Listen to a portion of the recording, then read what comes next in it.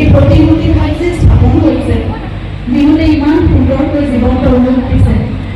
এইখিনিতে মই বিহুৰ কথা ক'ব লাগিব। বিহুতে বহুত ওচৰৰ পৰা আচলতে জুবিনক আমাক আহিছে। 2015 চনৰ পৰা আমি মিছন চাইনাৰ যোগেদি আৰম্ভণি কৰিছিলোঁ।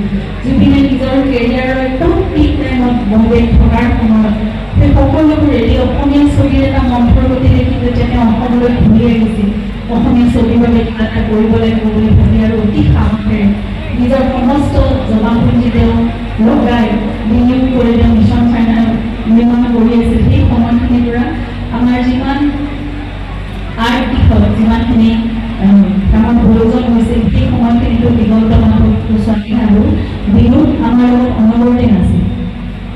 আপোনালোকে হয়তো তেতিয়া দেখিছিলে যিজন বিলেনৰ কেৰেক্টাৰ কৰিছিল পবিত্ৰ ৰাভা, তেওঁ আচলতে হিৰ'ছেট কৰা